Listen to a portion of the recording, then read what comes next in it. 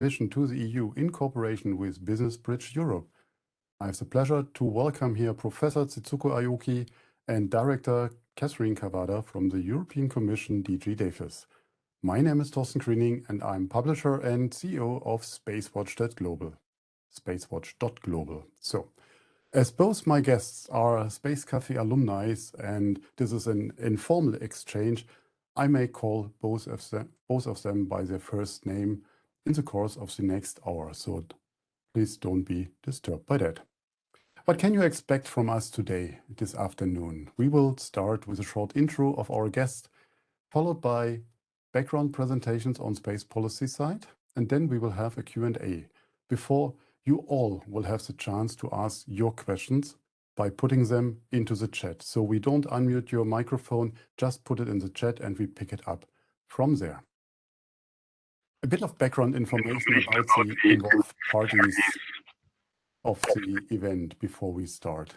The Japanese mission to the EU-Japan strategic partnership is based on long-standing cooperation, shared values and principles such as democracy, the rule of law, human rights, good governance, multilateralism, and open market economy. Japan is one of the EU's closest like-minded partners.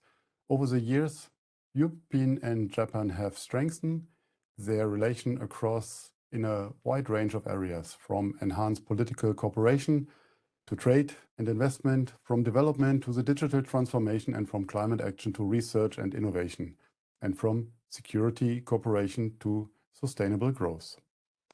DG DEFIS, the Director General for Defense Industry and Space, leads the European Commission's activity in the defense industry and space sector. And in this area of defense industry, DEFIS is in charge of upholding the competitiveness and innovation of the European defense industry by ensuring the evolution of an able European defense technological and industrial base. Last but not least, Business Bridge is an unique boutique consultancy firm specialized in European public affairs, employing this expertise to the benefit of its client in actions of advocacy, business intelligence, strategic communication, and first-class event management, and has been since its inception specialized in European space policy. So, before I'm handing over the word to Professor AOKI, a few words about our guests. So, first of all, Director Kavvada, a few sentences about her. Director Kavvada is the Director for Information and Outreach at the Director General for Defense, Industry and Space, DG DEFIS, at the European Commission in Brussels. And she is a trained lawyer with law degrees from the universities of Athens and Marseille. In 1997, she joined the European Commission and worked initially in the research framework programs. Subsequently, from 2000, her main service at the Commissions related to space, in particular, the European flagship satellite navigation programs Galileo and EGNOS as head of unit from 2011 to 2019 under DG GROW. Currently, she focuses on the European new space as a vector for society and economic space research, synergies between space and defense industry, and international relations and communication for the whole of DG DEFIS. So, but now, before handing the microphone over to Professor AOKI, some background about her as well. Professor Dr. Setsuko AOKI is Professor of Law at the Keio University Law School in Japan since April 2016, and she specialized in public international law, especially space law, arms control, and export control. She obtained her Doctor of Civil Law from the McGill University in Montreal. She is the Vice President of the International Institute of Space Law, IISL, since October 2017, and she was a member of the Committee on the National Space Policy Cabinet Office of Japan since 2012 for 10 years. So, Setsuko, based on the newly adopted Japan space policy, what is the role space and space sustainability play and how it is reflected in the structure of your policy? Maybe you can give us also some background here as well. Over to you. Yeah, so thank you very much. So from now, I'm using slide and I'll explain to you about the background and prerequisite of Japanese space posture and postures and policies and law, which would enable Japan to be a good partner and be a good collaborator to the EU. Thank you very much. This is the picture is the first satellite launched by a 100% Japanese rocket. That happened in 1970. So next slide, please. Yes, thank you. So at first, it's a very, very brief history and the background. As soon as, the Allied occupation of Japan was over, that was in 1952, Japan started research and development of space, but the budget was very limited. So 3 years later, while it was successful, but the launch of a suborbital rocket was very small. It's pencil-sized 23-centimeter suborbital rocket. So it's called pencil rocket. And well, within several years, like many of European countries, Japan became the original member of the permanent United Nations Committee on the Peaceful Uses of Outer Space. Today, it's more than 100 countries, but when it became first a permanent agency, permanent body of the United Nations, it consisted of 24 countries, and we were one of them. Then 10 years later, in 1969, the first Japan Space Agency was established. That was not a governmental agency like its predecessor, not predecessor, sorry, today's JAXA. Again, JAXA, Japan Aerospace Exploration Agency, is, it's the offspring of the first Japan Space Agency called NASTA. And the next year, that is the first successful launch of a satellite by a 100% solid propellant rocket. Since 1975, most of the time, Japan has both solid propellant and liquid propellant rockets, like European countries. Then it's about national space registration. Now, Japan has four national space laws, starting from Basic Space Act, that is more policy than real law, and Space Activities Act, that gives permits and licensing for private actors to launch a rocket and to operate satellite. And also Satellite Remote Sensing Data Act was made in the same year. And recently, Space Resources Promotion Act was made. Next slide, please. Yes. And based on basic space law, basic space plan had been made 4 times, and the latest one was made 2 years ago. And it has 4 pillars. And what I want to emphasize here is that goals and purposes are similar to those you have in European countries, like EU space policy. And the first is space security, but it's not so heavily militarized goal. It purposes to rule-based space order, which would be built with like-minded countries for sustainable, safe, and secure long-term use of outer space. And then space as a driver to solve our common challenges, like climate changes or resilient socio-economic system for disaster management, etc. That is very familiar for European countries, I think. Then, as most of spacefaring nations, the third pillar is pursuit of intellectual frontiers, space science, and exploration. And finally, this is very new, that appeared first so clearly for the latest space plan, space as a driver for new space, economic growth, and innovation. Yes, Europe and Japan share values and technological basis. So cooperation seems easier than for other partners in the world. That is what I want to emphasize here. Next slide, please. And then legal and policy infrastructure that enables Japan and EU cooperation. The first is Satellite Remote Sensing Data Act.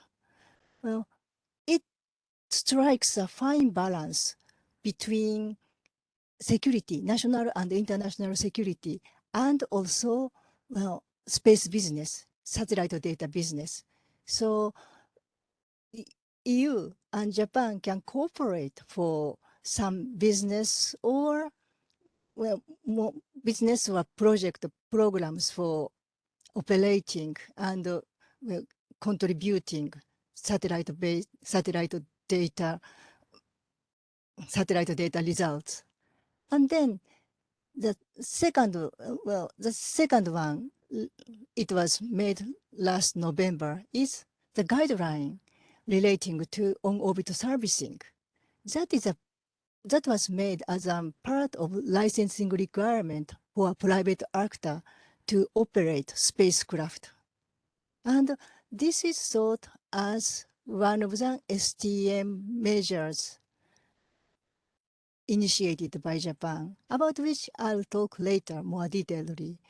And then expanding space situational awareness has been conspicuous for Japanese space these days, especially the last 7-8 years, and that have been done in part independently, but most of the part in cooperation with space special agreement with other partners, and also tabletop exercises with like-minded countries.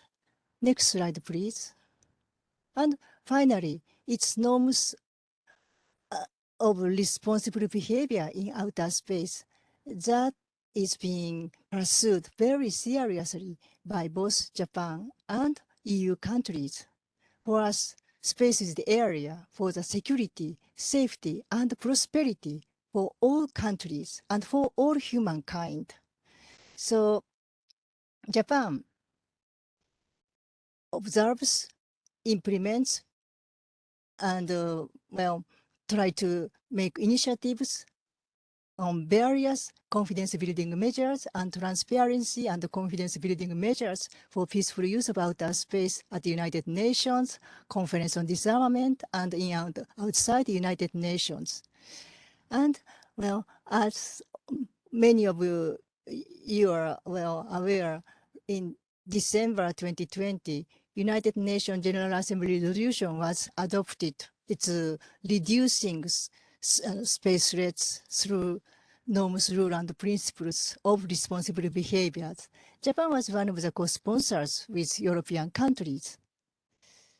And then, very recently, well, last week, 12th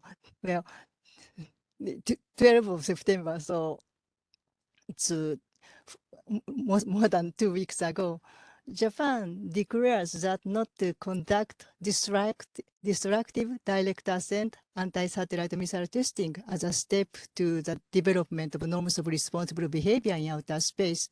Well, while Japan never did, and while Japan doesn't have such kind of missiles, and Japan, well, is not likely to do that, it's very important to make a voice and to declare to the world that we wouldn't do that, and you shouldn't do that, and we would make very safe outer space. Peaceful use of outer space is very important, and it's for the humankind. Thank you very much for your kind attention, and that is a brief explanation of Japan's space policy that is very much compatible with the EU policy, I think. Thank you very much. Thank you very much for this kind introduction and give us an overview on the Japanese space policy. And I think we will dive into that a little bit deeper as we speak. So, handing over the mic now to our Director Kavvada to hear, first of all, your opening thoughts or what you just heard, and maybe you can elaborate a bit on these questions are the European space policy, and doesn't matter, no, EU, ESA, or the member states, that dates back to 2007. How does that policy involve the sustainability and many of the topics that Setsuko just mentioned in the structure of the policy? Maybe you can give us some intro on that end. Over to you. You are muted.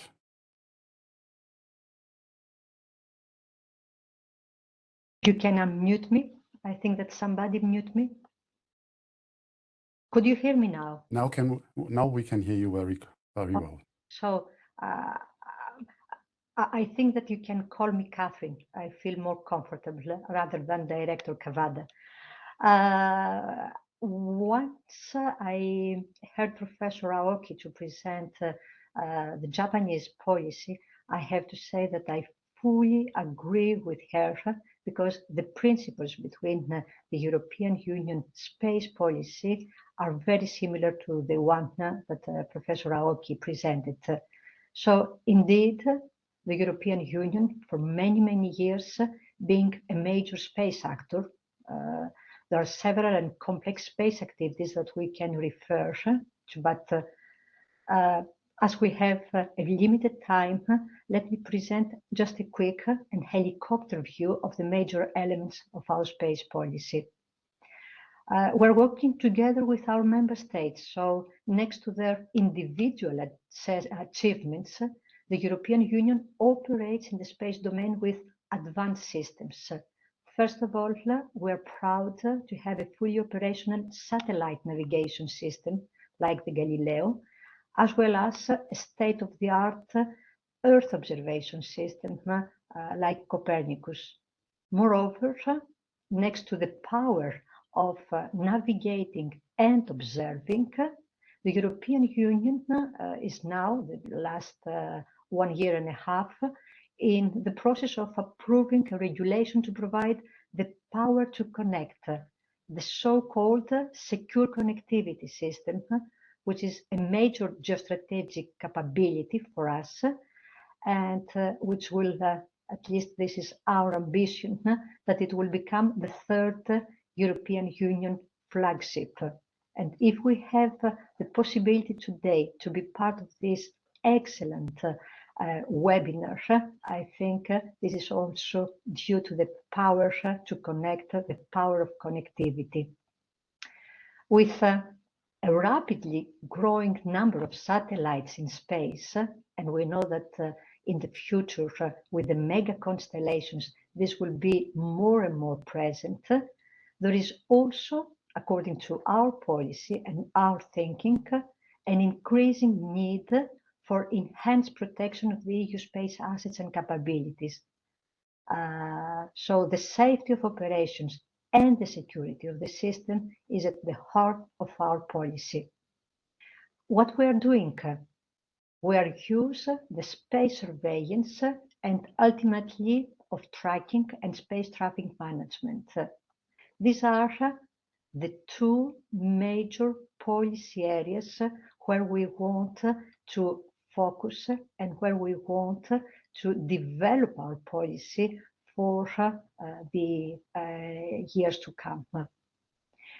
Just a few words on the space surveillance and tracking. At the European Union level, we have the EU SST consortium that provides collision avoidance services to more than 300 so far European Union satellites. It is operated for more than 5 years, and we hope that it will be the backbone of our SST asset for the years to come. Thanks to the space regulation adopted a couple of years ago, as from 1st of January 2023, this system will be open, free of charge to non-European Union users. And this is just a policy decision in order to enlarge the scope and the services provided by the EU SST consortium, with the aim to provide to every responsible satellite operator all over the world, and not only in Europe, top quality collision avoidance services. Indeed, space has to remain safe and secure, not only today's, but for the future generations as well. And then we consider that the development of a reflection on the space traffic management, and Professor Aoki mentioned it, is a way to tackle the issue of congested but also contested space at a higher and more comprehensive level. Indeed, collision avoidance is addressing the symptom, whereas space traffic management is offering a long-term solution. This year, February 2022, the Commission, together with the External Action Service, adopted a communication aiming to develop the European Union approach on STM. It should be seen as a contribution of the European Union to the world in order to tackle such a challenge. And the communication is based on 3 pillars. Capabilities, because we need to have the means from a technological point of view. Regulatory measures, because we have to set up the regulatory framework, and international cooperation. I think that working together with our main international partners, it is compulsory, since the space traffic management is a global policy issue beyond definitely the EU borders. Further, on our exchange today, we will have the occasion to touch upon more specific elements of joint interest between the Union and Japan, between the Commission activities and Japan. But on top of the security and the safety, I think Professor Aoki mentioned it, we have a number also of various programmatic levels on other satellite systems where both of us, we pay attention and cooperation could take place. Just a few examples very quickly. On satellite navigation, the most recent area where we are working together is the emergency warning service. It is a new concept for disseminating alert messages to population via satellites in case of looming disasters like hurricanes, tornadoes, fires, industrial accidents, tsunamis, etc., etc.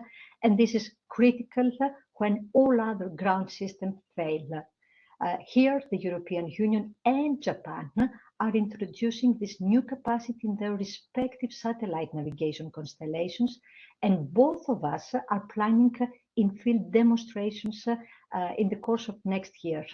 And we hope that the initial operations will come as from 2024. So we work together in order to face a critical area of concern. Then, if I can turn to Copernicus for a while, because we have an excellent cooperation in this field. And I'm happy to announce that the Copernicus cooperation arrangement between Japan and the Commission is now in the process of being approved from our side.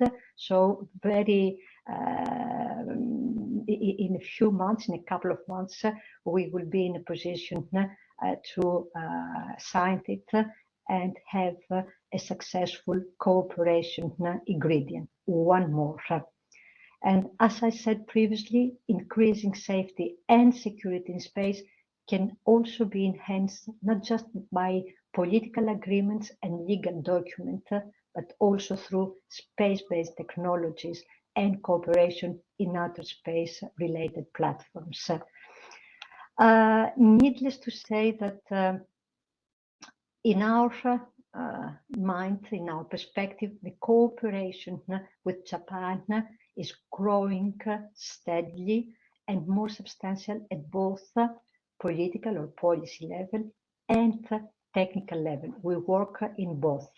We have a number of dialogues since 2014, and the next one it is envisaged for next year. It is true that in the course of the pandemic, we were not in a position to set up official dialogues, but we are back and we will reinitiate this excellent cooperation platform.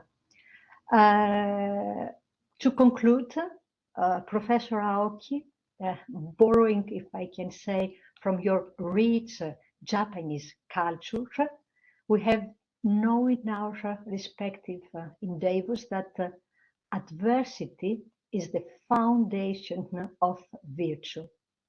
As both Japan and Europe strive to secure the well-being of our citizens in adverse times, our long-standing cooperation has become a virtue to our fellow citizens, benefiting from the progress we join achieve in space. And I'm really glad to be with you today in this webinar. I thank you not only for today's webinar, but for the whole work that you contribute so far in the space field. And if you allow me, I will conclude with one Japanese phrase. I know that I don't master the language, but I will try, by respect to Professor Aoki, to say arigato gozaimashita. Thank you very much. Catherine, thank you. Thank you very much for your thoughts. As both of you talked about space traffic management, I would like to go a bit deeper into that. So, direct question to Setsuko. Can you tell us more about the thoughts and the vision Japan has in terms of the space traffic management that you mentioned earlier? Over to you. Yeah, Torsten, thank you very much. Yeah, it's well, internationally, there are several definitions of space traffic management, and Japanese space policy or law doesn't provide its own definition, but uses the term space traffic management in its space policy and, guidelines and, annual schedule list for attached to basic space plan. Japan's methods of and thinking approach would be following. Well, for space sustainability, making international rules and norms for the comprehensive STM, space traffic management, is needed. But currently, there is no legally binding international rules of STM. But the early stages of STM rules are already existent. Well, those include, for instance, space debris mitigation guidelines made in the UN COPIOS and IADC, Interagency Space Debris Coordination Committee, ISO, and other regional specific ones. Well, EU has also EU space debris mitigation guidelines. European space debris mitigation guidelines made by 5 space agencies. Sorry, it's not an EU space debris mitigation guidelines, but there are space debris mitigation guidelines. That is one aspect of STM, and many bilateral space situational awareness, SSA agreements, and discussions on, for instance, space weather and very efficient radio rules of International Telecommunication Union, ITU. Those all things are part of STM. And now, because there is no agreed upon STM concept itself overall, so Japan's approach is very concrete from the part where it is most needed. That is a guideline made in November last year on orbit servicing guidelines. Now, Japanese companies try to start a business of active debris space removal and also on orbit refueling, on refueling, repairing, and updating spacecraft. So those things may cause collisions or contamination or cause harmful interference with other space objects. So precise, technically based guidelines are needed for an private actor to pursue such kind of activities. So those guidelines are made. That is a concrete and first contribution from Japan as a part of space traffic management. So it's very concrete. Thank you very much. Thank you. Thank you for this answer. So, Catherine, over to you. How does Europe, the EU, envision space traffic management? You mentioned EU SST already, but I mean, they run EU SST obviously on a very tight budget. All budgets are tight, but that is especially so. How does that fit into a wider European context? Thank you very much. Just to say that it's not only the EU SST, what as European Union we can represent in the context of the STM. As I said, the STM goes far beyond the SST, and this is why this year we came out with a policy paper, our communication, where we present our approach, our strategy towards the STM. In concrete terms, we based our reflection and our policy approach in 4 avenues. First of all, we consider that before be active on STM, we have to assess all the STM requirements and inputs for the European Union. We have to go ahead with a mapping exercise. The aim is to have a clear understanding of the requirements and the potential impact of the STM developments on various European stakeholders. And here, let me clarify that we don't focus only on the civilian part, but we include the defense ecosystem as well, as for us, both ecosystems could have and should have the same needs. Our second pillar, which is also more than important, is our need to enhance the European Union operational capabilities to support the space traffic management. And here is linked all this initiative to the capacities you have to track and analyze debris and satellite orbits. Without having such a technologies, I don't think that we can go too far. Today, we don't start from the scratch. We have a number of technologies, but we have to go as fast as we can in order to develop the most appropriate ones, the ones that they can really face and serve the requirements stemming from our mapping. Our third pillar, which is also for us very important, is to fostering in the field of the regulatory aspects. Our approach, the EU STM approach, addresses all these aspects in order to shape the non-binding measures in terms of standards and guidelines, as well as binding obligations.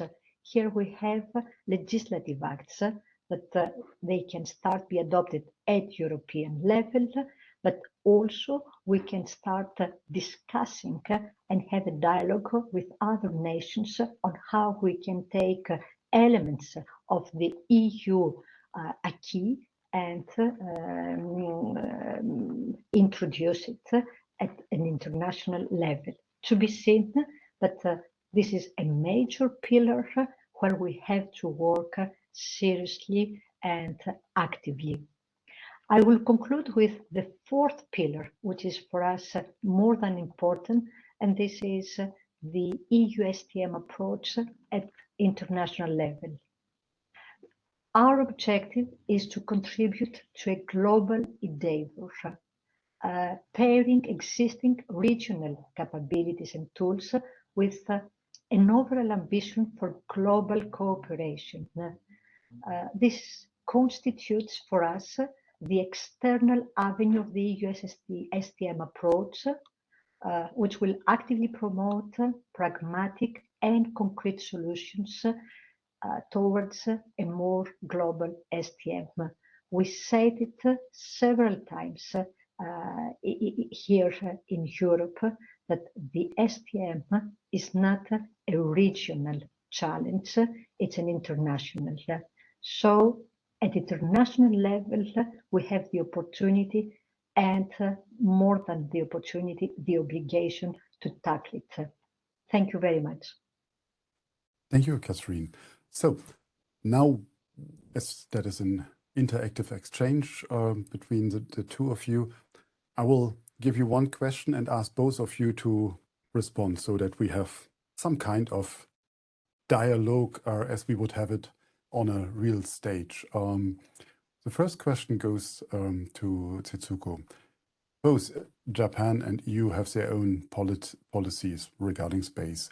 Where do you see the field of cooperation, concrete cooperation between Japan and the EU in terms of sustainability? So where are the matching points? And please try to give me a brief answer, so in a 2-3 minute that we have a ping pong. Yes, yeah. Yeah. So of course, STM, some concrete programs which can fill the gap of today's international instruments. And second one, maybe it's a little bit of challenging, but space-to-space monitoring systems. It's I think there are some possibilities for the EU and Japan can cooperate to monitor space, SSA, using our technology. And third one is to augment, to strengthen TCBM using various forums, CD or UN or outside, in and outside the United Nations. And maybe part of the, EU Code of Conduct, it almost became International Code of Conduct, could be resurrected within the process. So those three fields, I think there are possibilities and potentials. Thank you. Thank you. Catherine, So, what is your view on that? Yeah, very, very briefly. I agree. I really agree 100% with Professor Aoki. And all these elements for me should, first of all, start at the bilateral level. We have to establish one-to-one dialogue with Japan. We have a lot of things where we can work and build upon, and we have to start as soon as possible. Then, at a multilateral level, of course, a joint effort between EU and Japan to push for all these topics at the UN will be an advantage for us and for all the other nations. And I will conclude also with a third element and the third issue where really could be an area of tangible cooperation. This is the way that we are approaching the agendas of the standardization bodies.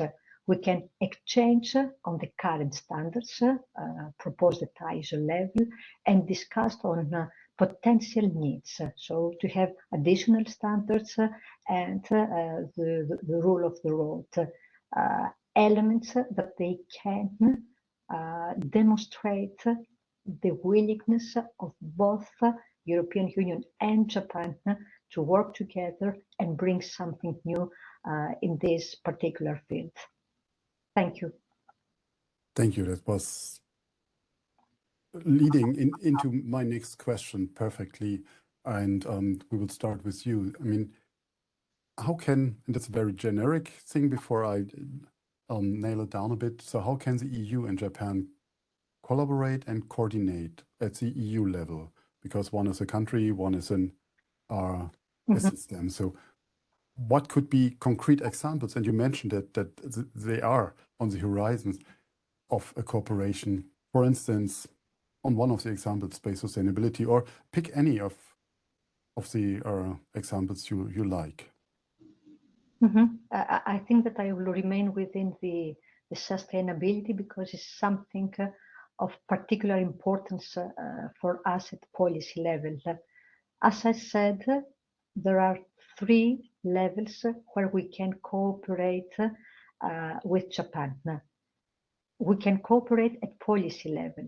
We can cooperate at capacity and operational level, and we can cooperate also at standardization level, more broader.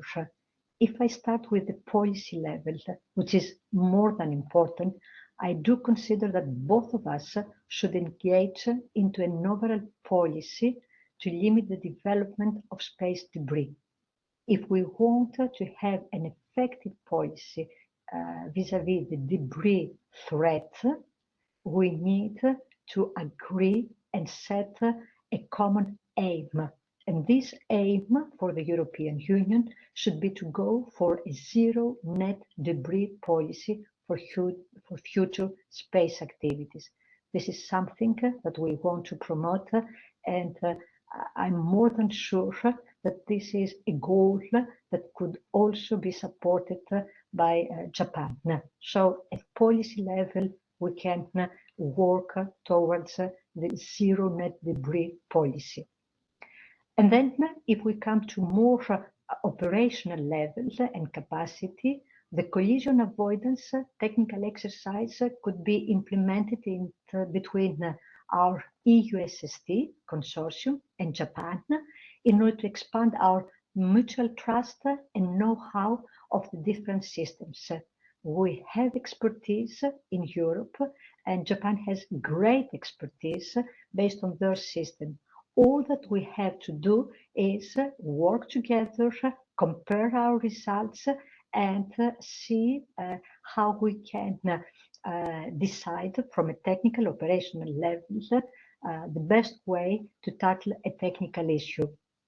And last but not least, I will repeat it several times in this webinar, and I will continue to repeat it everywhere, on standardization.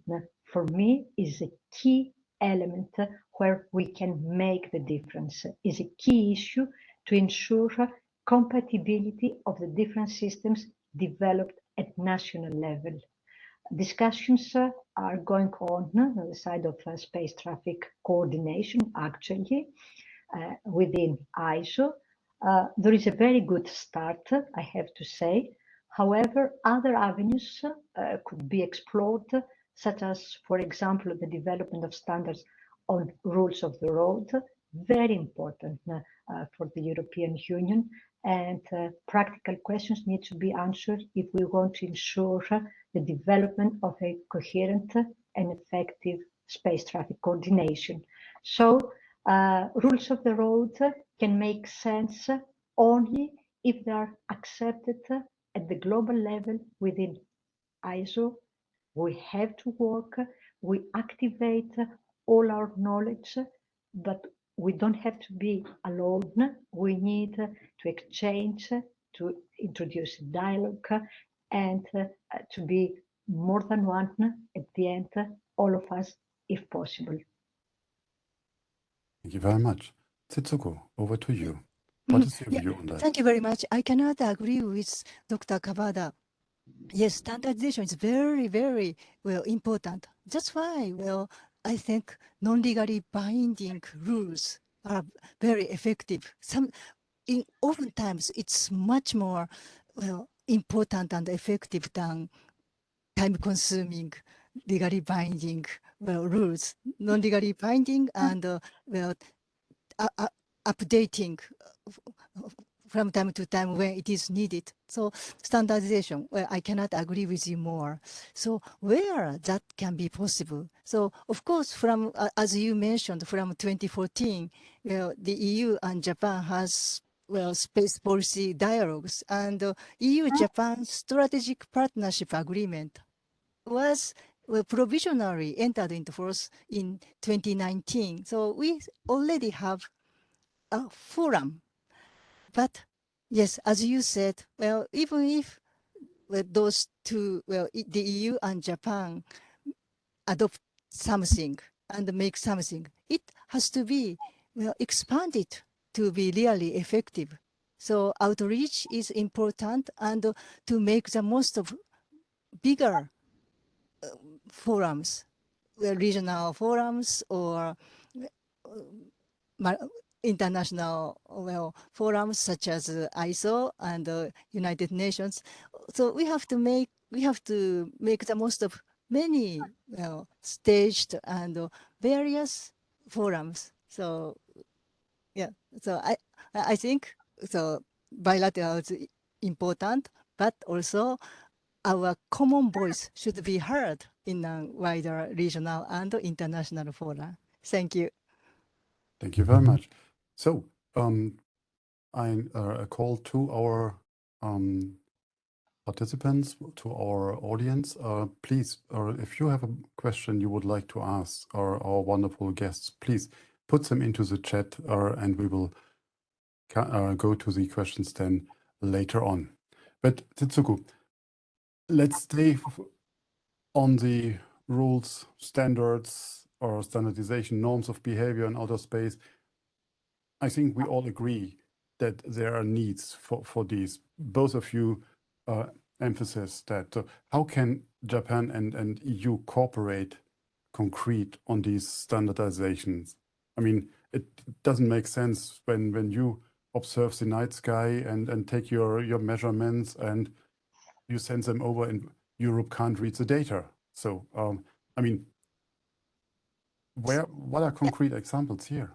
Yeah, so for instance, using the bilateral dialogue place, where we can make a concrete project, and we can implement and can ask other members to join. And Japan is has a lot of space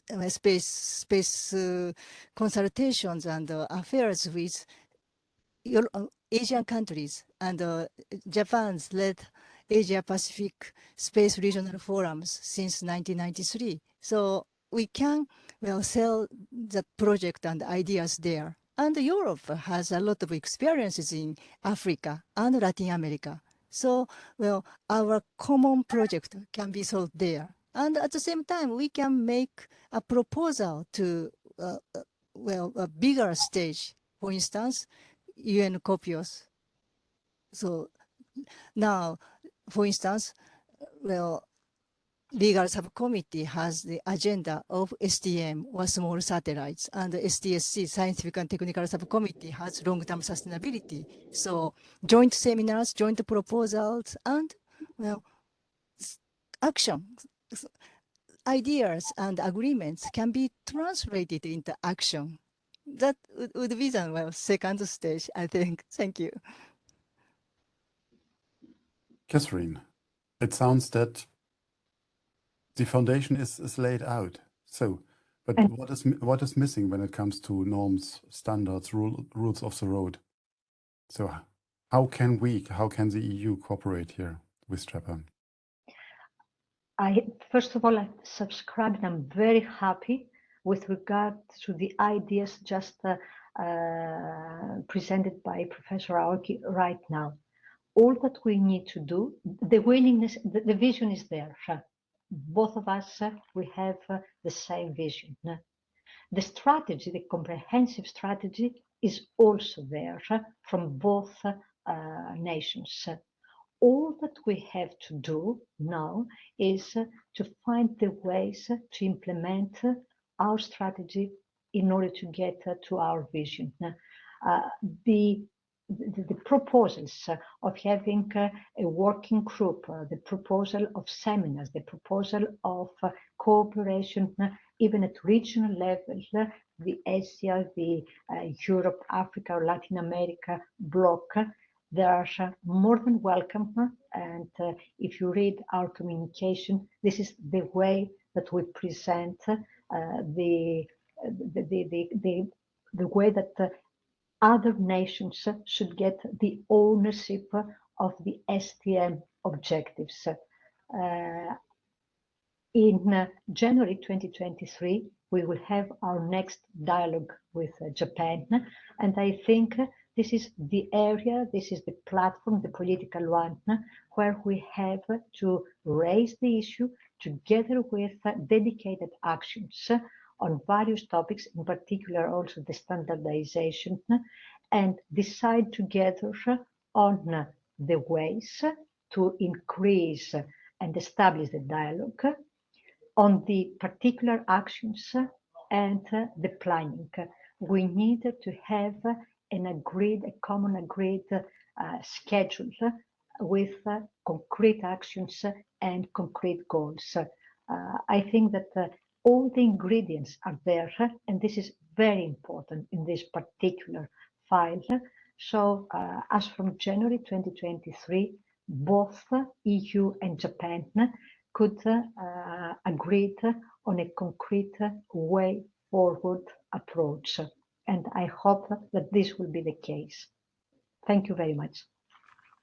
Thank you, Catherine. So, as we don't have questions from our audience, I would like to raise a question to both of you. You talked about space policies, and one thing that we see in both countries or in both regions in Japan and in Europe are new space companies. I don't want to call them the young and wild, but I think it needs a proper set of rules, regulations that they can foster. So what is the position in terms of new space companies in Japan? Setsuko, over to you. Yes, yes. Well, until recently, I have to admit that Japan is not so, well, advancing nation when it comes to space business. Space research and development has been advanced, but not space commercialization so much. There are a lot of reasons for that. One of the reasons is, well, Japan's space is not militarized. That's one of the reasons. But then, yes, now new enterprises, new space, mushrooming. Well, still immature, embryonic, but mushrooming. So, well, as I talked about on-orbit servicing guidelines, well, some minutes ago, that's to show the rules, norms for the newcomers, which want to embark on space activities. So rules were already there. And also, well, last year, Japan became the first country which made Space Resources Business Promotion Act. Yes, well, space cannot be appropriated, that's for sure. But in accordance with the Outer Space Treaty and other international law, in the end, if we human beings are well outside the Earth, we need resources, and the resources would be eventually, eventually used, and probably would be sold and purchased. So how that can be done, and how, well, what kind of rules private company has to observe when still it's an exploration phase. But those rules and, well, guidelines, as much concrete as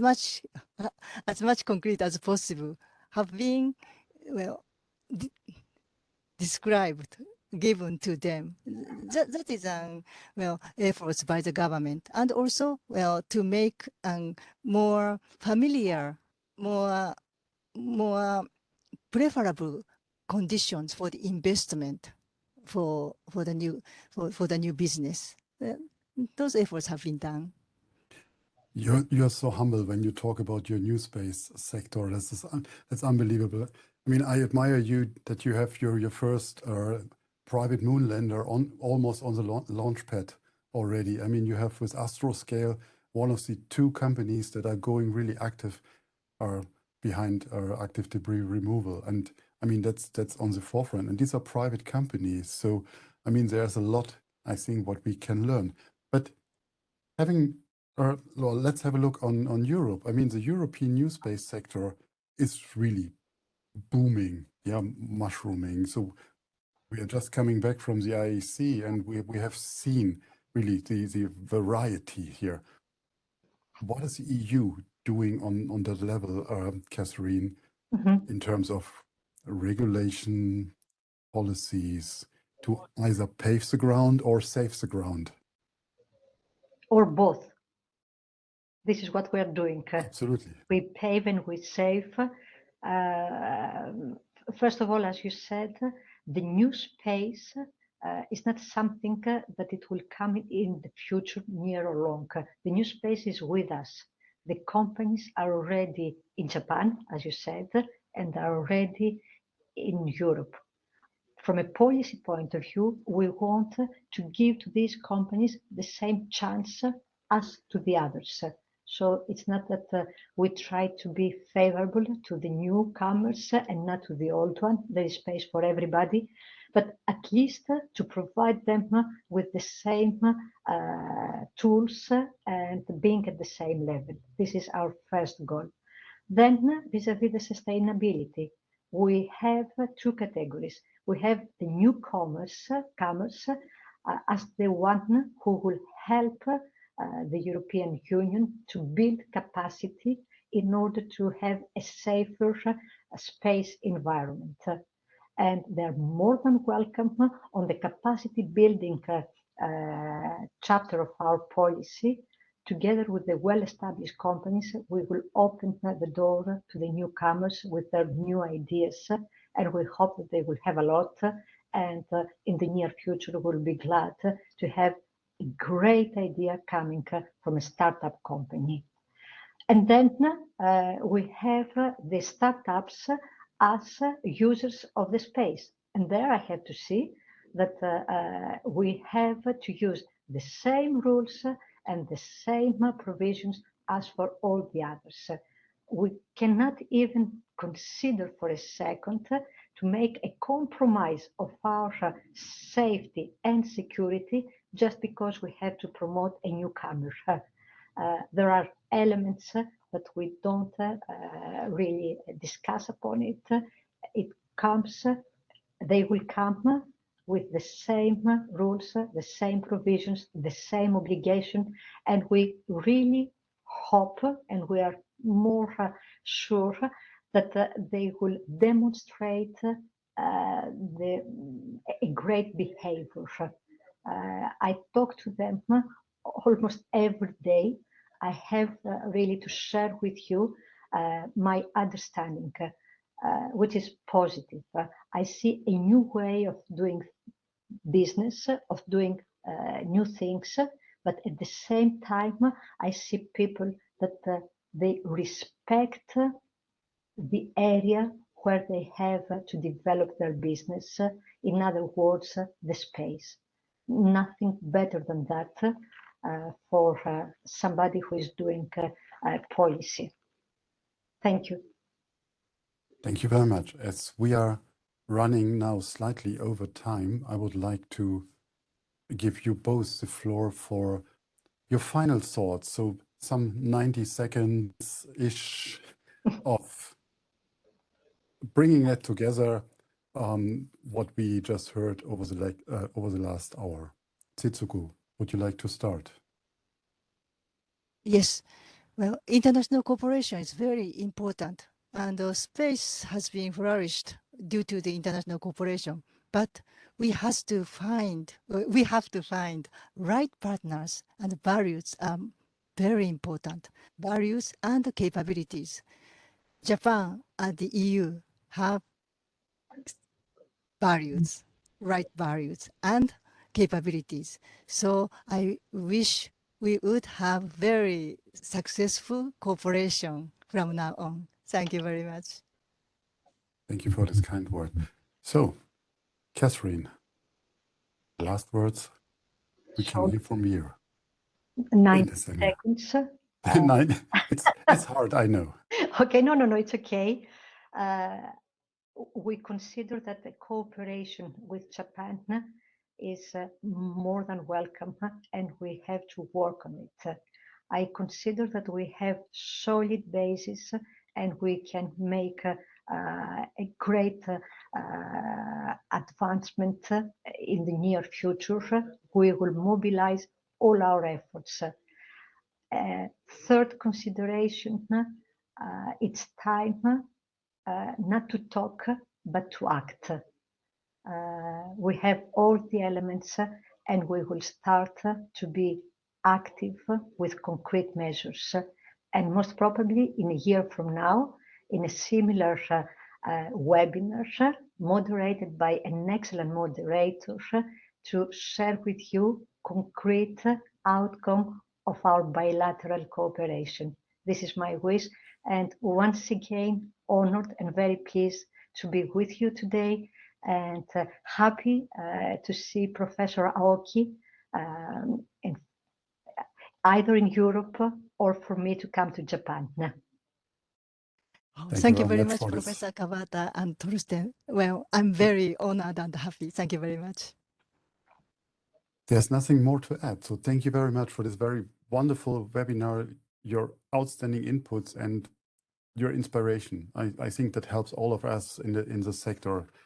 Thank you again, Setsuko AOKI and Catherine Kavvada. But I also would like to thank the Japanese mission to the EU, DG DEFIS and Business Bridge Europe for the preparation and for their continuous support. So, on my end, nothing more to say. Stay well, and as I used to finish my talks usually, don't forget to become a space watcher. Thank you very much, and see you soon. Bye-bye. Thank you. Bye-bye. Good night. Oh, that's okay. And good afternoon. Yeah. Bye-bye.